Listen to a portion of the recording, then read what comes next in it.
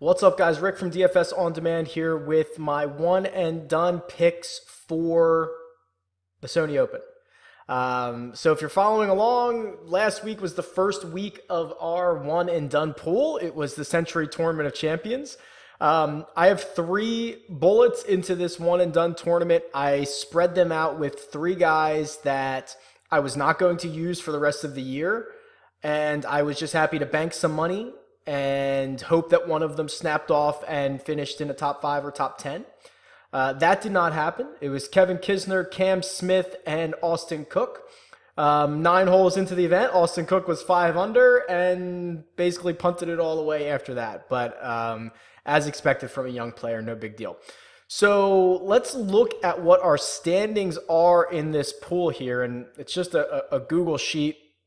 There were about 20 out of 1,700 players that had Dustin Johnson. So good start there. Let me see if I can find my lineups here. So we've got Cam Smith, 99,333. That was I believe it was a 17th place finish in the field of 34. Finish in the same position as Kevin Kisner. So 2 of our lineups both at 99,300. And then we had Austin Cook, who banked 76,750. Just a few takeaways. This is kind of what we were expecting, right? We tried to buy a few lottery tickets and see if someone snapped off. We didn't burn anybody, any studs. Like Austin Cook goes out and gets $76,000, which is the same amount Justin Thomas got. So if you burn Justin Thomas and he got you $76,000 in a no-cut event in a field of 34, you should be very upset. Luckily, that did not happen. Outside of that, I don't know what the worst pick was. I guess no pick was the worst, but Koepka, who we were high on. Thank God we didn't. I use him a lot in DFS, but not in the one and done.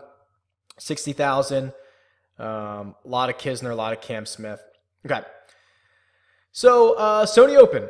What are we going to do this week? So let's talk through the cheat sheet here just for a second. It's another event where the prize pool isn't particularly large. The winner share is even smaller than it was last week. I'm not dying to burn someone. There's really 2 guys who are head and shoulders above the rest of the field. It's Spieth and Thomas. I'll show you the Vegas odds here. Spieth and Thomas at 6-1. Then it's Leishman at 20-1. I'd probably be okay burning Leishman here, but we're going to hang on to him. Probably be okay burning Harmon, but we're going to hang on to him. Because I think there is someone that is almost so compelling that I don't think I can stay away. But before we get there, let's just click on the Sony Open and see what's going on. There's the chalk at the top, right? So it's going to be these, the world top 10. It's going to be Justin Thomas. It's going to be Jordan Spieth. Justin Rose isn't playing. Dustin Johnson isn't playing. If we flip to this page here are the guys who are in the field. I imagine Jimmy Walker is going to try to entice a lot of people. He's had a great... Let me see if I can click him. What happens here if I click him? He's had a great little run here. That can't be right. He's got more than 10 starts. I'll have to adjust that. I think he's won it a couple of times. Let's just do this. Flip to my other tool here, and we'll look for Jimmy Walker. There we go. Couple wins back-to-back, 14-15. A couple other top 10s in there. So... for me, he's not playing well enough recently. I won't be touching him.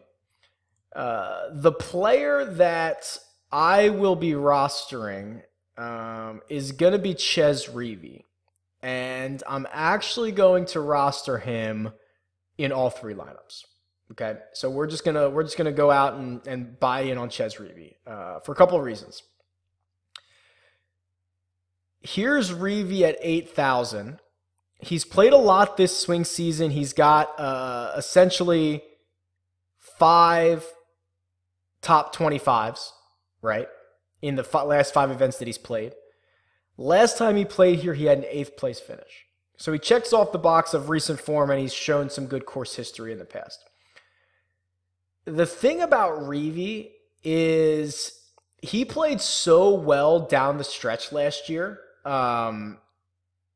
He's in the prime of his career right now, which isn't saying much. It's Chez Reavie, right? But he was knocking out top tens like crazy at the end of last year, has carried that over into the swing season. The thing I really like about Chez is this. So if you're familiar with this or new to this, again, all this is available on dfsondemand.com. I ran a regression model for which stats are most relevant at Wildlife Country Club. And the 4 most important were these right here. It was scoring average, strokes gained total, putts over 10 feet, and par 4 scoring. No surprise that scoring average and strokes gained total are on there. They're going to pop up often. Those are prerequisites for success. Putts over 10 feet, okay, makes sense as well. The one that I think is most specific to this course, because it is a par 70, is par 4 scoring. And behind Jordan Spieth and Justin Thomas is a man named Chez Reavie, who again checks off all the boxes with recent form, course history, and now he is the 3rd best in what the model would say is probably the most important stat this week. If I put that visually for you, here's par 4 scoring, and it's actually comparing it to salary. But Reavie right here at 8,000 with a 399 par 4 scoring average. Again, only Spieth and Thomas are better. So when you get a guy who has the key stat, has played well in the last handful of weeks, and he's one of the few guys who has played this much during the swing season, which is usually good. And he had a top 10 here last year. And he's also someone that I would not mind burning right now. Like, I don't have a particular place in mind I'm saving him for. So if I don't have a place I'm saving him for, I might as well burn him now. I don't think there's going to be a better spot. I think he's really priced nicely for DFS, and I'm actually just going to roll him out in all 3 lineups. So we're going to see how that goes. I don't know how often we'll do that, especially as the entries start to spread themselves out. If, one is doing well and one's doing poorly, we might take more chances on the poor entries, or we might try to win a segment with one of the poor entries, something like that. So I don't know how often we're going to do it where all 3 entries are going to the same player, but I didn't really have a better compelling argument on who to play without burning one of my top guys here.